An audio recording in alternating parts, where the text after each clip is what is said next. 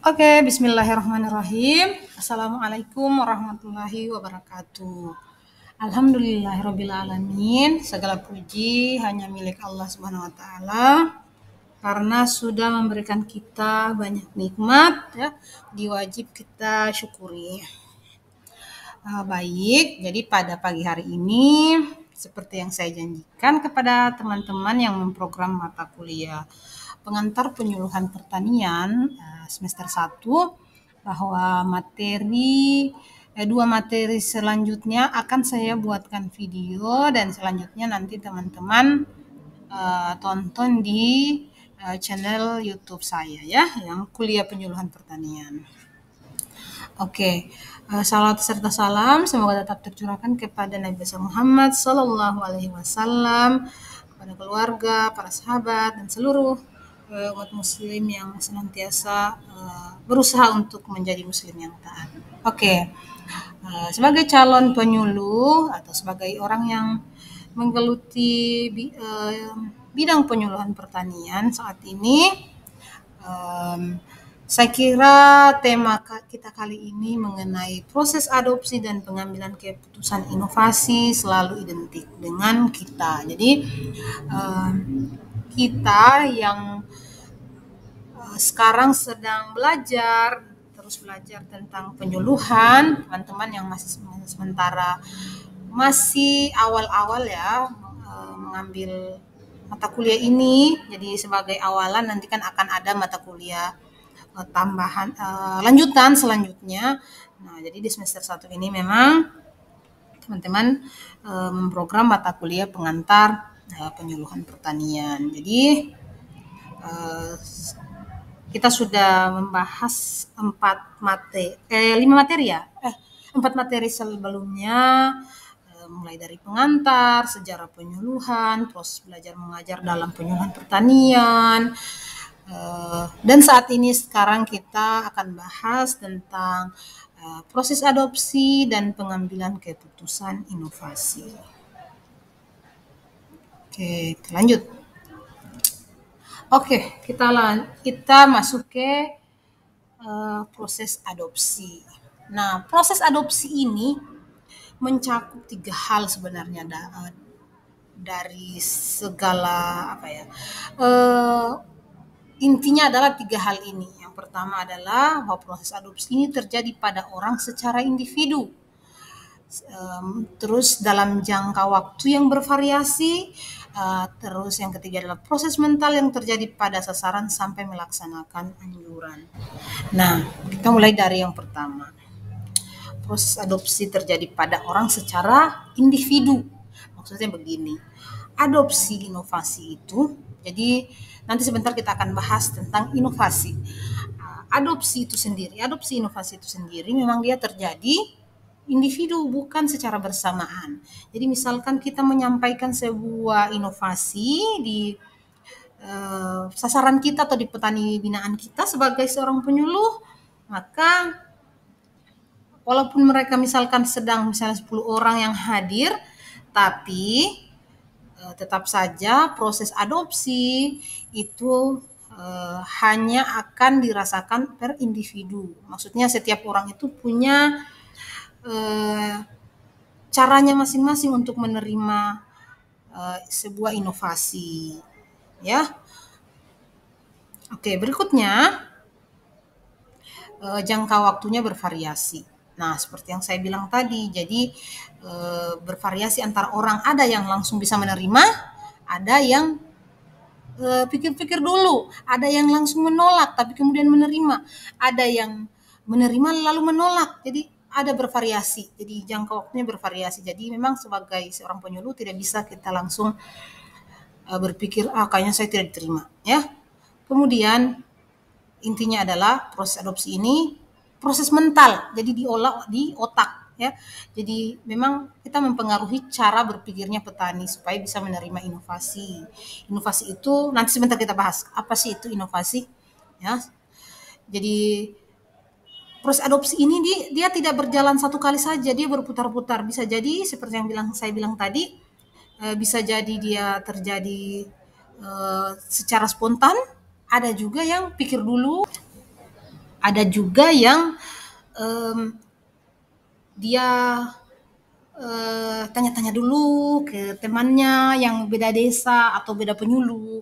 Ada juga yang pas dikasih tahu sebuah inovasi, dia lihat-lihat dulu berhasil nggak itu ditanam sama temannya. Jadi memang dan itu adalah proses mental. Jadi memang dipikirkan di kepalanya petani walaupun kita pengaruhi bagaimanapun kalau dia menolak eh, tidak bisa kita paksakan saat itu juga bisa jadi mungkin dia pikir-pikir dulu ya seperti itu. Jadi itu proses adopsi. Jadi proses adopsi itu seperti lingkaran. Dia eh, bisa jadi awalnya menerima, bisa jadi suatu saat nanti menolak. Jadi memang itu hal yang wajar ya. Kemudian masuk ke teori tradisional tentang proses adopsi. Jadi ada 5. Jadi proses adopsi ini secara jadi teori tradisional maksudnya di sini adalah teori lama ya. Nah, konsep ini dikemukakan oleh seorang ilmuwan namanya Will Canning dan beliau itu menemukan teori ini di tahun 1955 jadi sudah lama sekali. Tapi mungkin masih ada yang sedikit relevan ya. Kemudian si Will Canning ini membuat teori membuat teori proses adopsi itu menjadi 5 tahap. Yang pertama adalah tahap kesadaran. Ya, jadi tahap kesadaran ini apa sih? Nah, tahap kesadaran ini maksudnya adalah sasaran itu atau petani kita ini mulai sadar tentang adanya inovasi yang ditawarkan oleh penyuluh. Nah, pada tahap ini sasaran sudah maklum atau menghayati sesuatu hal yang baru yang bisa jadi menurutnya aneh, tidak biasa ya, karena memang di luar kebiasaannya kayak gitu. Kemudian hal ini ditahu oleh petani karena melakukan komunikasi dengan penyuluh atau penyuluh memberikan penyuluhan. Nah, tahapan mengetahui adanya inovasi ini dapat didapat oleh petani dari mendengar, membaca, melihat. Tapi di tahap ini si petani ini masih tahap hanya kesadaran atau penghayatan, belum memahami ya, belum memahami secara mendalam. Kemudian yang kedua adalah tahap minat atau tertarik. Jadi setelah dia sadar, oh ada inovasi baru nih. Yang selanjutnya adalah tahap meminati atau mulai tertarik. Jadi memang tidak bisa apa namanya ya penyuluh itu langsung mau diterima saja nggak bisa. Bisa jadi petani stagnan di hanya kesadaran, tidak menuju ke tahap berminat ya. Nah, pada tahap ini sasaran atau petani mulai ingin mengetahui lebih banyak perihal hal baru yang kita sampaikan sebagai seorang penyuluh. Jadi dia sudah mulai menginginkan keterangan-keterangan yang lebih terinci lagi. Dia tanya-tanya, kalau saya tanam ini emang bagaimana hasilnya? Kalau dia mulai tertarik ya. Nah, sasaran mulai mau melihat-lihat bagaimana keberhasilannya ya, seperti itu. Nah, kemudian yang ketiga, tahap penilaian. Tadi kan dia sudah mulai berminat, tertarik nih, cari tahu. Nah, sekarang karena kita sudah memberitahu begini-begini begitu, apa kelebihannya, apa kekurangannya, dia akan melakukan penilaian. Nah, pada tahap ini sasaran kita ini mulai berpikir-pikir dan menilai keterangan-keterangan mengenai hal baru ini yang kita sampaikan ini. Jadi dia juga sudah menghubungkan hal baru ini dengan keadaannya sendiri. Maksudnya kalau saya terapkan ini kira-kira uang yang digunakan cukup enggak ya? Atau lahan saya mumpuni enggak ya? Ada yang minat enggak ya kalau sudah ada hasilnya nanti? Atau kira-kira tidak dimakan hama kah? Seperti itu. Jadi dia sudah mulai mengevaluasi nih. Atau misalkan ada alat baru, kira-kira banyak makan bensin enggak ya? Saya bisa enggak ya mengoperasikan kayak gitu. Jadi dia sudah mulai berpikir-pikir seperti itu. Nah, tahap berikutnya adalah tahap percobaan. Dia mau coba, ya, dia mau coba ini. Karena tadi sudah menilai, dia bisa masuk ke tahap mencoba kalau dia sudah lolos penilaiannya. Misalkan, oh ya udah, ini kayaknya bagus deh. Ah, saya mau coba deh. Nah, jadi dia coba dulu. Nah, setelah dia coba, jadi tahap percobaan ini kalau sudah melewati tahap evaluasi ya, jadi mengevaluasi hal baru yang kita ajarin atau alat baru yang kita sarankan ke mereka. Nah, tahap berikutnya adalah tahap menerima. Karena dia sudah coba kan tadi. Nah, kalau di tahap percobaan ini dia tahap ini ya, petani itu atau sasaran kita ini sudah mulai mau mencoba-coba eh, baik itu seluas-luasnya misalkan ya udah saya tanam sekalian aja di lahanku, tapi ada juga yang coba sedikit dulu deh seperti itu ya. Jadi dia sudah mulai memikirkan kalau saya coba sedikit kan kalau tidak berhasil hanya sedikit nih. Tapi ada juga yang berpikir kayaknya bagus ini tak ininya karena tadi sudah saya lihat ke teman saya seperti itu ya. Nah, kemudian yang berikutnya adalah tahap penerimaan. Nah, setelah mencoba dan berhasil, tahap berikutnya adalah tahap penerimaan. Jadi pada tahap ini petani kita atau sasaran kita itu sudah mulai yakin akan kebenaran atau keunggulan inovasi yang kita tawarkan ke mereka. Oke, selanjutnya, nah seperti yang saya bilang di awal tadi, inovasi. Nah, inovasi itu intinya ada 4 hal ini. Jadi inovasi itu sesuatu yang baru. Baik itu berupa ide, barang, kejadian, atau metode. Nah, ide itu misalkan begini. Jadi inovasi itu jadi inovasi ini selalu identik dengan teknologi. Jadi sesuatu yang baru di matanya petani kita. Jadi bisa jadi hal itu baru di petani kita, tapi di petani di Jawa misalkan, itu bukan lagi sesuatu yang baru, ya seperti itu. Nah, kemudian inovasi ya, jadi sekarang kita bahas inovasi. Nah, jadi yang pertama hasil invention. Maksudnya gini, hasil invention ini dia sesuatu yang betul-betul baru belum pernah ada di tempat yang lain. Jadi misalkan nih, kayaknya belum ada deh alat misalkan kayak berupa drone gitu yang bisa memilah cengkeh yang bagus dengan yang tidak, yang bagus, sorry, yang sudah matang dengan yang masih muda. Jadi petani tidak perlu harus bertaruh nyawa, karena kan kalau goyang itu pohon cengkeh misalkan bisa jatuh, itu kan tinggi sekali dan tangganya saya pernah lihat aduh kecil sekali, jadi itu kan sebenarnya agak-agak riskan, agak-agak berbahaya. Nah, misalkan ternyata petani ke balai teknologi ya, balai hasil teknologi, ternyata di sana ada peneliti di bidang mekanika pertanian menemukan bahwa ternyata ada alat berupa seperti drone yang bisa memilah itu dan dia langsung bisa metik. Jadi petani tidak hanya tinggal menggerakkan dari bawah, dia sudah bisa metik sendiri. Nah, itu hasil invention. Nah, kalau discovery, misalnya nih, ternyata sebelumnya apa namanya ya, misalkan alat pertanian ya. Traktornya yang tadinya hanya bisa mengolah tanah, ternyata sekarang ada traktor baru yang bukan hanya mengolah tanah, tapi dia juga bisa sekaligus menanam dan nanti bisa memetik, misalkan memetik padi. Kan selama ini kan mesinnya beda-beda. Yang discovery itu maksudnya mendesain kembali. Jadi yang sudah ada tapi di discovery. Jadi eh, diubah menjadi lebih bagus lagi terus dikenalkan ke petani. Intinya semua itu adalah sesuatu yang baru menurut petani, bukan menurut kita. Bisa jadi kan petani lain sudah dengar, sudah temukan tapi petani kita belum ya.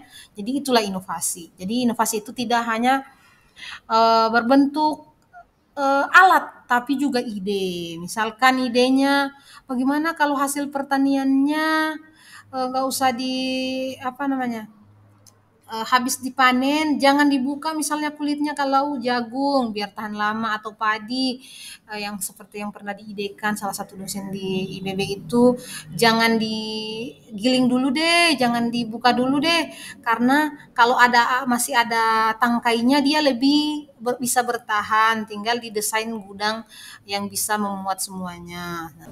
Oke, selanjutnya pengambilan keputusan inovasi. Jadi tadi kan kita sudah bahas inovasinya, sudah bahas teori tradisional proses adopsi, terus sudah membahas juga proses adopsi inovasi ya.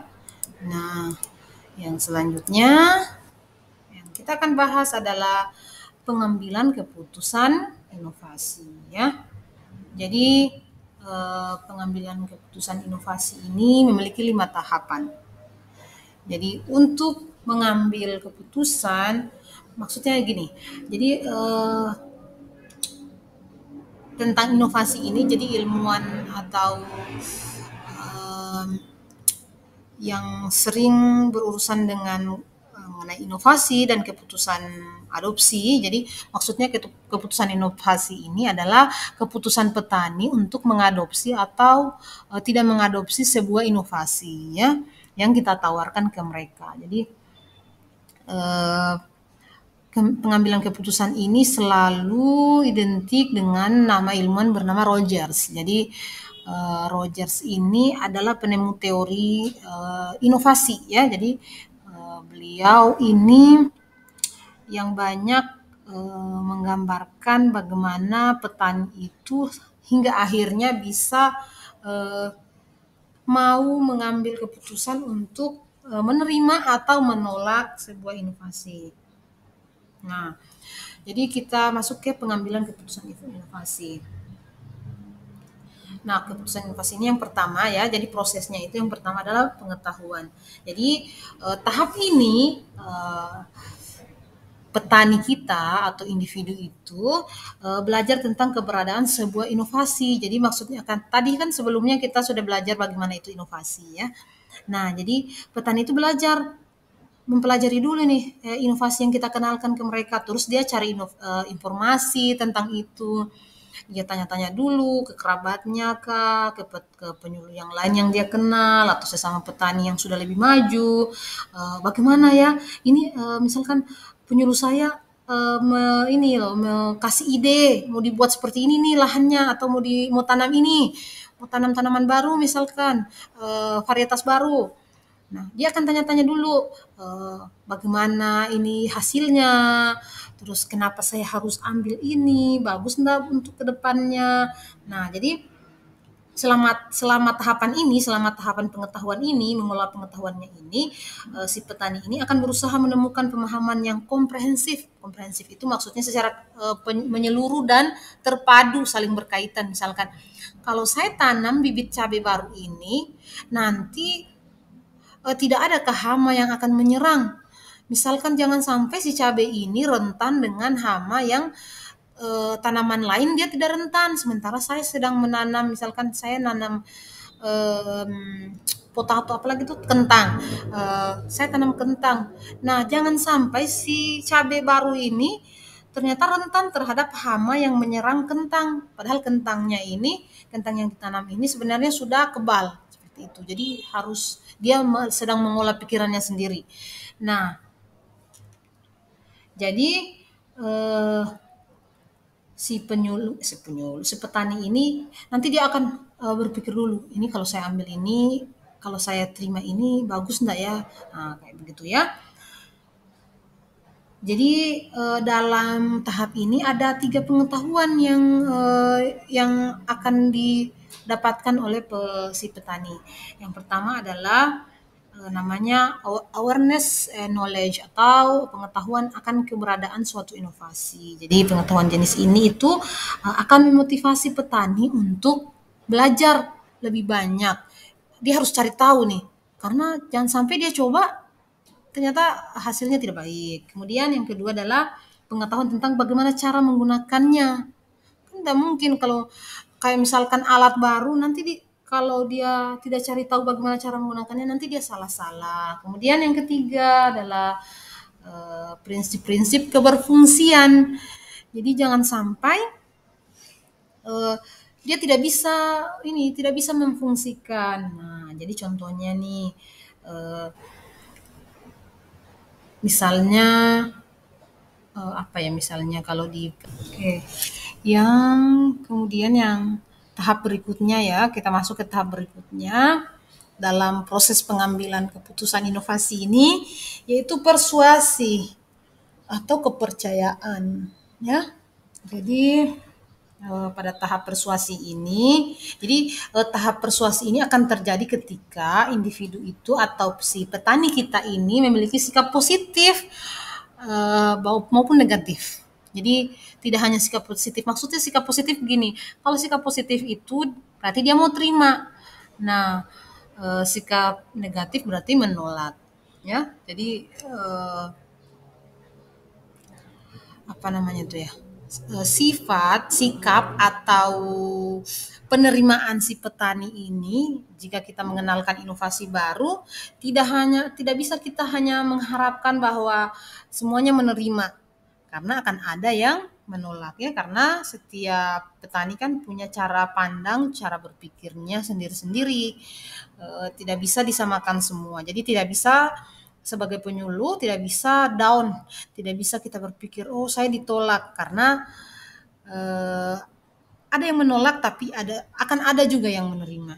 Yang penting cara kita bagus. Nah, tapi sikap ini eh, tidak akan jadi tahap persuasi ini tidak akan secara langsung menyebabkan individu itu menerima atau menolak. Walaupun misalkan pas kita datang dia datang lagi misalkan kayak gitu. Datang lagi, apalagi nih yang dibawa, kan begitu biasanya ya masyarakat desa tuh. Tidak bisa kita langsung berpikir kayaknya saya akan ditolak deh, ya seperti itu. Karena eh, kalau dia sudah mencari tahu tadi mengenai inovasi yang kita bawa, dia akan berpikir-pikir lagi sendiri. Dan itu belum belum masuk pada tahap dia mau menerima atau tidak. Nah, seperti itu. Kemudian keputusan. Jadi setelah mempersuasi itu adalah keputusan. Nah, jadi persuasif ini sifatnya itu afektif. Afektif itu dia lebih ke kayak perilaku. Jadi tidak eh, memang harus dipengaruhi, yang dipengaruhi itu adalah cara berpikirnya. Nah, yang berikutnya adalah keputusan ya. Nah, jadi pada tahap ini si petani kita itu membuat keputusan ini apakah saya mau terima atau tidak. Nah, sebuah inovasi ini. Jadi mau menerima mau mengadopsi atau tidak mau mengadopsi. Nah, jadi eh, keputusan petani mau mengadopsi atau tidak mengadopsi sebuah inovasi itu tergantung beberapa hal. Jadi biasanya petani akan cepat menerima kalau eh, sudah melihat buktinya, dia sudah lihat temannya berhasil, itu biasanya dia mau mengambil keputusan untuk mencoba juga. Jadi tapi ada juga yang menolak. Nah, menolak itu juga ternyata ada dua jenis penolakan. Ada yang menolaknya itu langsung belak-belakan, ada yang menolaknya itu secara halus.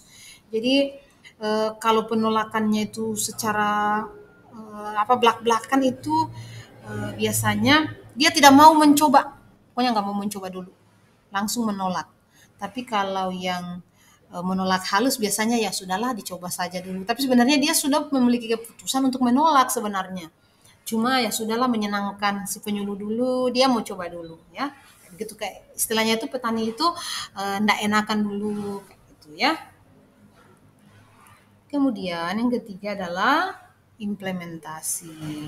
Jadi setelah mengambil keputusan, kalau dia menerima, maka selanjutnya adalah implementasi ya atau penerapan. Jadi pada tahap implementasi ini inovasi dicoba untuk dipraktekkan. Akan tetapi bisa jadi belum karena nanti sampai akhirnya nanti konfirmasi itu maksudnya dia betul-betul akan mengimplementasikan terus ini inovasi ini atau berhenti di uji coba atau implementasi ini, ya. Dan tahapan terakhir adalah konfirmasi. Nah, setelah berhasil melewati penerapan dan berhasil, maka tahap terakhir adalah mengkonfirmasi bahwa dia akan mau menerima. Jadi tidak bisa memang langsung eh, menerima begitu saja. Tapi yang harus teman-teman ingat bahwa seperti yang saya bilang tadi, jadi setiap petani eh, punya cara pandangnya masing-masing. Bisa jadi ada petani yang dari mengetahui dia langsung implementasi. Ada juga misalkan dari mengetahui langsung konfirmasi. Jadi eh, tidak semua petani harus melewati 5 tahapan ini. Jadi ada yang langsung lompat dari pengetahuan menjadi keputusan, ada yang dari pengetahuan langsung menerapkan, ada yang pengetahuan langsung mengkonfirmasi bahwa bisa. Jadi eh, tidak mesti harus melewati semuanya. Berikutnya, jenis-jenis pengambilan keputusan inovasi. Kan tadi keputusan inovasi. Nah, ternyata ada jenis-jenisnya keputusan itu. Nah, keputusan inovasi yang pertama adalah keputusan otoritas. Nah, seperti apa sih keputusan otoritas itu? Nah, jadi keputusan otoritas itu adalah keputusan yang dipaksakan kepada seseorang oleh individu yang berada dalam posisi atasan. Jadi, ya kayak misalkan ada inovasi baru, semua petani harus melaksanakan menerapkan itu. Itu namanya keputusan otoritas. Kemudian yang kedua, keputusan opsional. Nah, keputusan opsional ini adalah keputusan yang dibuat oleh petani sendiri, ya, terlepas dari keputusan-keputusan yang dibuat oleh anggotanya. Jadi individu itu memilih menerima atau menolak. Nah, kalau keputusan otoritas tadi, dia harus menerima karena ada atasannya yang ini kan bahwa harus dipakai, gitu ya. Kemudian jadi keputusan opsional ini secara mandiri dilakukan oleh individunya atau si petaninya, ya. Jadi tapi biasanya memang ada dorongan dari anggota kelompoknya. Kan kalau petani itu kan biasa ada kelompok taninya. Biasa ada dorongan dari kelompoknya, ayo kita laksanakan sama-sama. Jadi seperti itu. Kemudian yang berikutnya adalah keputusan kolektif. Nah, keputusan kolektif ini dibuat oleh individu yang ada dalam sebuah komunitas. Jadi bersama-sama dia dengan teman-temannya, misalnya satu kelompok tani, itu keputusannya bersama-sama.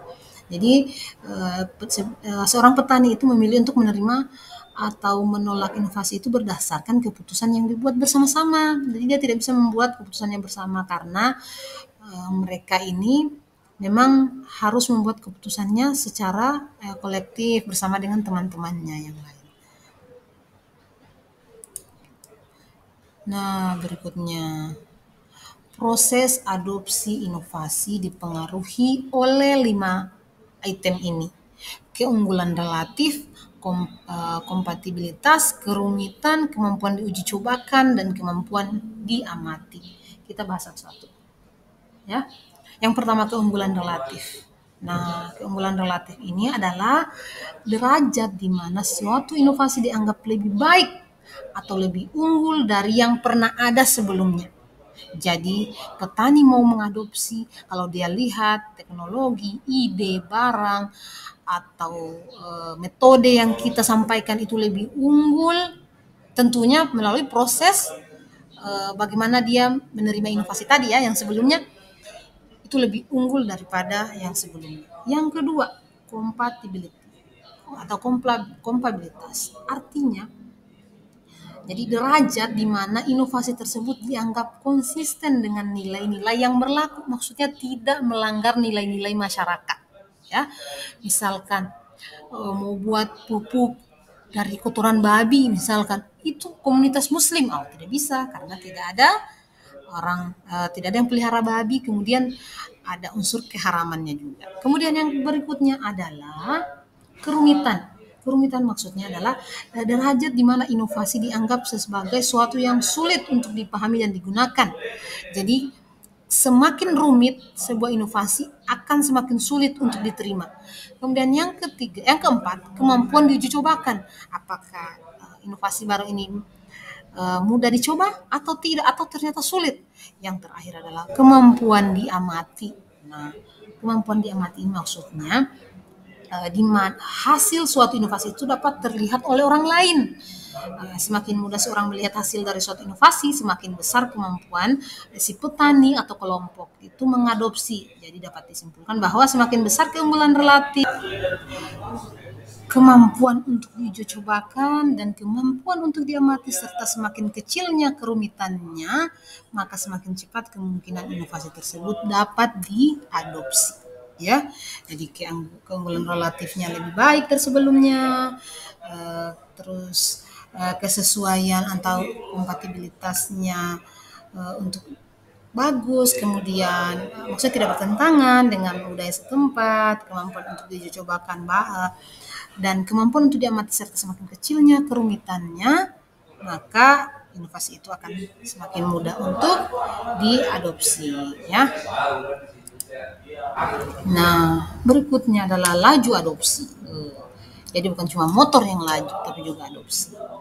Nah, jadi laju adopsi ini adalah kecepatan relatif di mana inovasi diadopsi oleh maksudnya anggota masyarakat, diukur sebagai jumlah individu yang mengadopsi ide baru dalam periode tertentu, misalkan seperti setiap tahun. Jadi laju adopsi ini digunakan ya sebagai indikator numerik ini angka-angka untuk jadi menilai, jadi dinilai untuk menilai apakah inovasi itu sudah diadopsi atau tidak.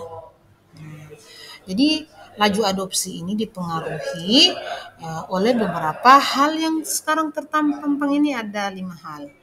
Ya. Yang pertama, persepsi tentang karakteristik inovasi tersebut. Nah, jadi karakteristik inovasi ini maksudnya atribut inovasi yang dapat membantu mengurangi ketidakpastian inovasi. Maksudnya gini, karakteristiknya ini dilihat. Jadi apa ya namanya istilahnya tuh? Petani itu mau melihat karakteristiknya inovasi itu, ini sesuai enggak, atau bagaimana ini karakteristiknya, kerumitannya, dan segala macamnya. Jadi itu namanya karakteristik ya. Jadi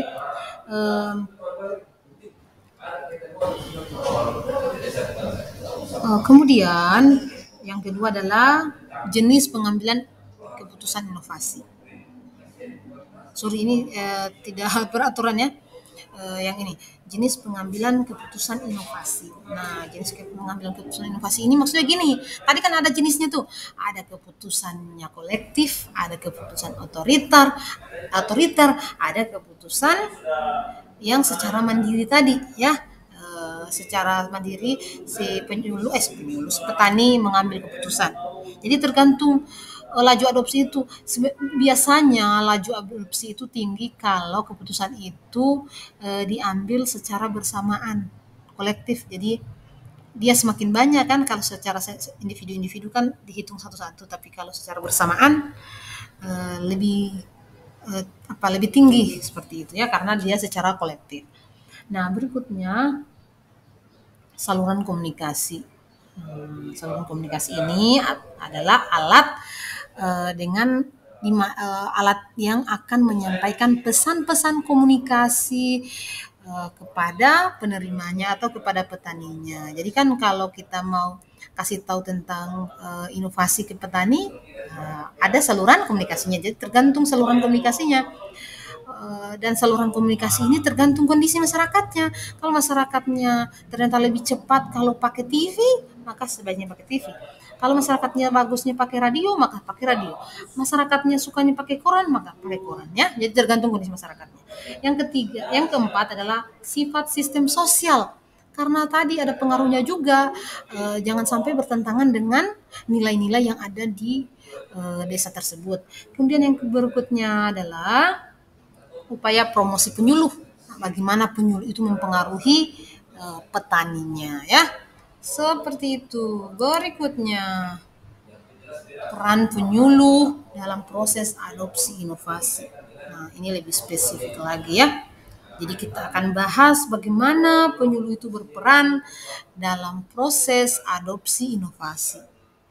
Jadi karena memang yang akan mempengaruhi itu ya keberadaan penyuluh, karena dia yang selalu berurusan dengan petani dan harusnya memang bisa memberi pengaruh. Ada beberapa hal, ada beberapa ya perannya penyuluh, ada 7. Nanti kita akan bahas satu-satu. Nah, peran penyuluh yang pertama adalah mengembangkan kebutuhan bagi perubahan. Nih, yang paling besar ini nih. Mengembangkan kebutuhan bagi perubahan. Nah, apa sih yang dilakukannya? Ada beberapa hal yang dilakukan untuk mengembangkan kebutuhan bagi perubahan ini. Karena kan memang perannya penyuluh kan membuat perubahan ya. Nah, dan perubahan itu harus yang menuju yang lebih baik. Nah, ada beberapa hal. Jadi dia akan membantu klien. Jadi kalau di penyuluhan itu kan selalu identik dengan klien ya. Kalau petani itu disebut klien. Nah, membantu klien menjadi sadar akan kebutuhan dan merubah perilaku mereka ya. Yang berikutnya, mengupayakan menginisiasi proses pengambilan keputusan inovasi. Jadi jangan biarkan petani kalau bisa kita ikut turut mempengaruhi, membantu agar dia bisa mengambil inisiasi, agar mereka bisa mengambil keputusan inovasi ya. Jadi penyuluh itu memfokuskan pada alternatif penyelesaian terhadap masalah yang para kliennya atau petaninya hadapi. Jadi yang ketiga adalah penyuluh menilai kebutuhan klien dan membantu klien untuk menciptakan kebutuhan. Jadi menilai dan membantu. Jadi bisa jadi kan petaninya dia tidak tahu bahwa sebenarnya dia butuh pupuk organik sebenarnya karena tanahnya itu sudah terlalu lama memakai pupuk kimia, jadi harus diperbaiki. Nah, seperti itu ya. Berikutnya yang kedua, memantapkan hubungan suatu pertukaran informasi ya. Apa yang dilakukan penyuluh untuk menuntaskan tugasnya ini, memantapkan hubungan suatu pertukaran informasi? Ada beberapa hal. Nah, misalkan nih, jika kebutuhan untuk berubah tercipta, penyuluh harus mengembangkan raport dengan kliennya. Jadi dia harus jadi orang nomor satu nih yang bisa menjadi wadah untuk pertukaran informasi. Yang kedua, mengadakan hubungan dengan klien secara kredibel, kompeten, dan dapat dipercaya ya. Karena kalau dia memberi informasi dan kliennya tidak percaya, tidak akan bisa diterima juga. Kemudian inovasi ini dinilai sebagai berdasar pada bagaimana persepsi klien terhadap penyuluh. Jadi memang harus baik dulu si penyuluh ini lihat di matanya para petani ya. Yang ketiga, mendiagnosa masalah. Jadi penyuluh itu bertanggung jawab untuk menganalisis masalahnya klien atau petaninya dalam rangka menentukan alternatif solusi. Yang keempat adalah menciptakan suatu maksud untuk perubahan pada klien. Itu yang harus dilakukan adalah penyuluh itu harus menggali beragam kesempatan aksi yang bisa dilakukan klien. Maksudnya apa-apa yang bisa, kayaknya bagus nih petani ini mau dikasih begini. Kita yang harus bisa mendesain itu dan menyampaikannya ke petani. Yang kelima, menerjemahkan suatu maksud ke dalam aksi. Maksudnya setelah tadi dia sudah tahu apa yang harus dilakukan, maka dia harus membantu petani untuk melakukan apa yang sudah direncanakan ya. Keenam, menstabilkan adopsi dan mencegah penghentian adopsi. Karena ada petani yang akan bisa saja menghentikan adopsi di perjalanan. Dia tidak sudah mengadopsi, di perjalanan dihentikan. Jadi dia perannya penyuluh ini menstabilkan adopsi dan mencegah penghentian adopsi. Jadi harus memantapkan perilakunya petani supaya tidak berubah ya. Nah, yang terakhir adalah mencapai hubungan akhir atau terminal. Nah, di sini tujuan akhir bagi seorang penyuluh adalah mengembangkan perilaku, memperbaharui diri pada klien, dan dia harus membuktikan bahwa kliennya itu bisa berubah sendiri nantinya, ya, ke depannya. Seperti itu. Nah, ternyata sudah berakhir. Terima kasih. Kalau ada yang pertanyaan, silakan ditanyakan di kolom komentar. Assalamualaikum warahmatullahi wabarakatuh.